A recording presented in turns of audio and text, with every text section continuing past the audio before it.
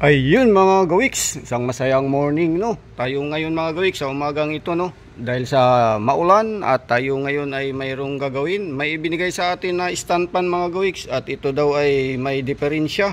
So alamin natin mga gawiks kung anong diferensya nito no. So yan ay ating titingnan. Ito mayroon nating nakahanda ditong saksakan, extension cord at isaksak na natin. So i-diagnose muna natin mga gawiks kung ito ay kung anong sira. So subukan nating paandarin. Yan. So number 1. Ayan mga gawiks. Ay gumana mga gawiks. Ayan gumana, umandar pero may naririnig tayo. Ayan. So ito mga gawiks, yung swing gear niya dito sa loob, mukhang ito yung diferensya na kailangan nating ayusin no. So ayan.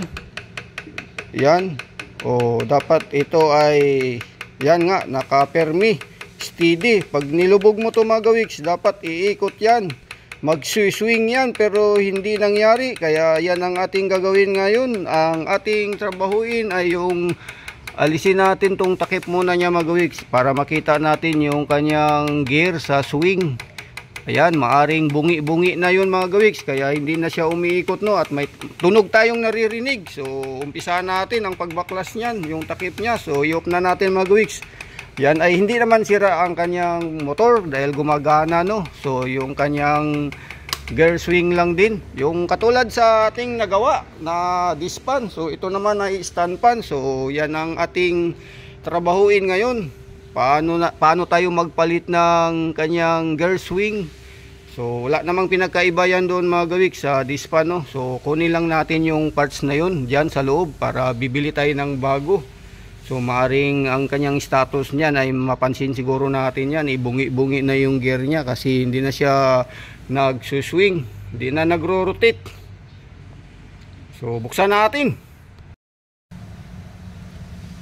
So yan na mga gawiks, buksan na natin to. So siyempre binunot muna natin yung kanyang plug para siyempre baka bigla tayong umandar yung motor. So alisin natin to mga gawiks no, hilain natin.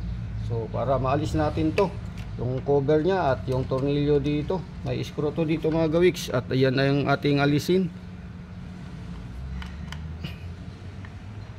So ayan. So ngayon ang kasunod niyan mga gawiks, tingnan natin kung ang kanyang gear swing ay bungi-bungi na. So ayun, nalaglag yung kanyang screw. So ito ngayon mga gawiks, yung sinasabi ko na ating ayan, na stock up na mga gawiks, kaya kailangan natin talaga itong buksan. So alisin muna natin ito mga gawiks, yung kanyang kapasitor no. So ito naman ay madali lang nating tanggalin ito mga gawiks. Yan, tanggalin lang natin muna ang kapasitor dahil hiwalay ito. Hindi ito kasama sa ating pagbaklas. So yung ating screwdriver ay cute. Ang cute, kaya naman. Pag hindi na kaya, tayo ay kukuha ng mas malaki. So yan, ilagay lang natin yung screw dahil sa mahirap na, baka ito ay mawala. So ngayon alisin na natin buo to mga gawiks. Ito yung kanyang screw dito. Yun, natanggal natin. So dito dalawa. So mukhang matigas dito mga gawiks, kailangan natin ng malaking screw driver. So ito na ngayon mga gawiks, tayo ay nakahiram na ng malaking screwdriver no, wala pa tayong sariling gamit. Kaya ito ngayon ang gamitin natin pangtanggal dito. So ito yung mahirap kapag sobrang tigas. So ayan. So ayan na nga mga gawiks no, hindi natin matanggal yung isang screw dito. So hindi ko muna ito tanggalin ng buo mga gawiks dahil sa napansin ko naman buo naman itong kanyang gear swing case no. Yan, subukan ko lang muna to na lagyan natin ng stock up, ayaw siyang umangat no. So lagyan natin to ng, subukan natin lagyan mga gawiks ng langis, bumbahan natin ng langis to mga gawiks. Pero siyempre ay atin ding tanggalin ng buo yan pag hindi pa rin umobra, no. So ito ngayon mga weeks, no, i-stack up, ayaw siyang umangat sa taas, no. So ngayon ay bumbahan muna natin, lagyan natin ng WD-40 yan, baka sakali, pero yan ay ating obserbahan. Mamaya paikutin natin, paandarin natin mga gawiks. Yan ay kung sakali siya ay pag nilagay natin to, yan, pagka umangat, ayun na mga gawiks, iangat-angat lang natin, no. Yan, yun. So wala na yung isang ano niya pala mga gawiks, lock dito, no. Wala na yung isa, sira na rin pala to. Yan, dahil sa medyo may kalumaan na to. So mangyari ay isa lang ang kanyang lock sa angat baba. So yan pa mga gawiks, lagyan pa natin, no, dahil sa para yan ay i-start natin. Subukan natin i-start mga gawiks kung siya ay mayroon ng swing. Ayan, i-plug natin. So yan mga gawiks, obserbahan natin. Pindutin natin ulit sa 1. So ayan na mga gawiks.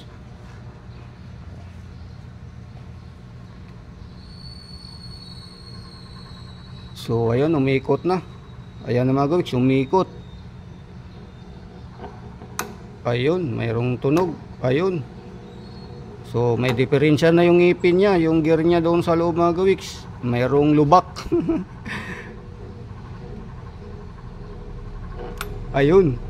So may lubak na yung ngipin niya, maaaring isa o dalawang ngipin ang nabungi mga gawiks. So subukan natin yang i-repair. Subukan nating tanggalin to dahil sa para mapalitan ng buo. So yung nakaraan mga gawiks, bumili tayo ng ganito pero plastic na yung ibinigay sa atin, hindi na katulad nito na yan, hindi siya plastic. So yan na mga gawiks, yan ay umikot na, no, pero may lubak. Ayun, narinig natin, may lubak. So yan mga gawiks, ito ay ating buksan, no. Itong dalawang screw na to mga gawiks ay ating tanggalin para itong gear niya sa loob ay makita natin yung damage. So alisin ko lang tong dalawang screw mga gawiks.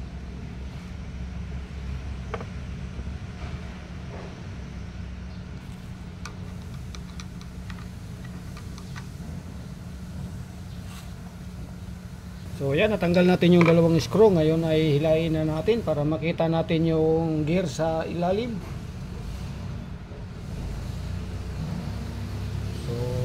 So yan na mga gawiks, atin ang naalis, no. So kung ating mapansin, ito na nga ay may bungi.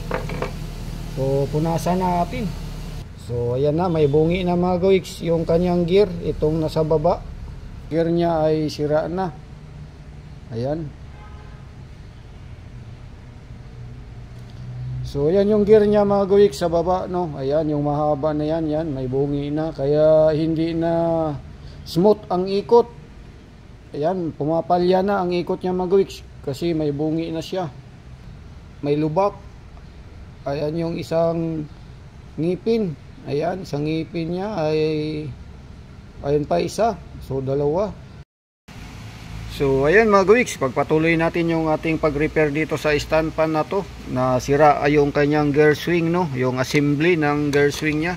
So tayo ay galing sa labas, kararating lang natin at ito na yung ating ipapalit. Tayo ay bumili nito sa labas, dumaan na rin tayo. Ayan, at ito nga yung ating bagong ibabalik o ikakabit dito. Ayan, so yan. So dito yan mga gawiks. So screw ko lang, no. Ito yung screw niya na ating ilalagay, no. Yan. So lagyan natin ng screw ngayon to mga gawiks, dahil sa bago na ang ating inilagay, nakabili na tayo ng bago. So ayan, siya ay umikot. Kontrahin lang natin.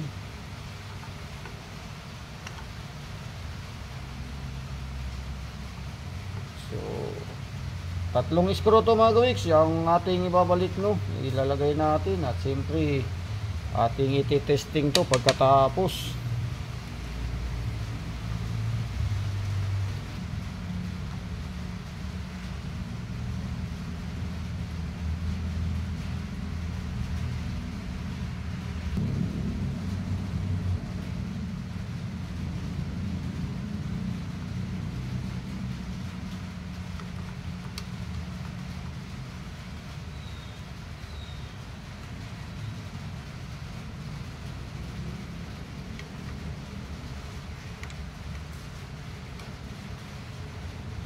ayan, matapos yung tatlong screw ay ito naman mga gawiks.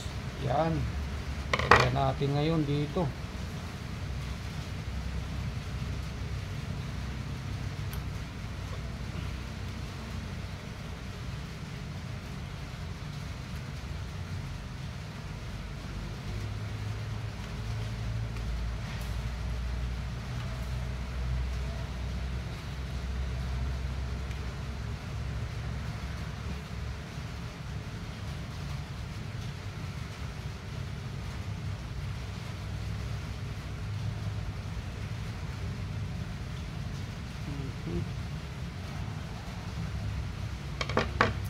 So ayan na nga mga gawiks, natapos tayo no, at ite-testing na natin ngayon yan.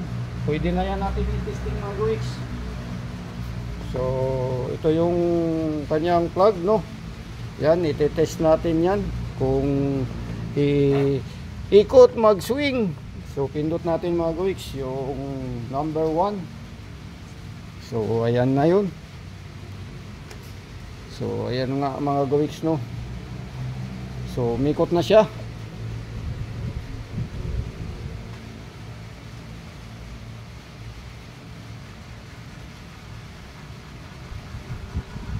Ayan na mga gawiks, approve. All right na. So ayan yung ating pinalit no na bagong gear swing assembly. Yan. So ito yung sira, original niya. So ganun lang mga gawiks. Hindi mahirap magpalit, baklasin mo lang ng buo at ibalik mo lang din ng buo. So yan, dahil sa sira yung kanyang yung kanyang gear case sa loob. So okay na, ayan na. Yes, ko lang to mga gawiks, yung takip. Balik natin yung takip pala. Yan. So ayan na nga mga gawiks no, naikabit na natin yung kanyang cover at yan ay umaandar na. Hindi natin papatayin muna yan. Yan ay ating obserbahan. So hanggang dito na lang at muli maraming salamat sa lahat dyan. Bye bye. Yahoo! Ayan.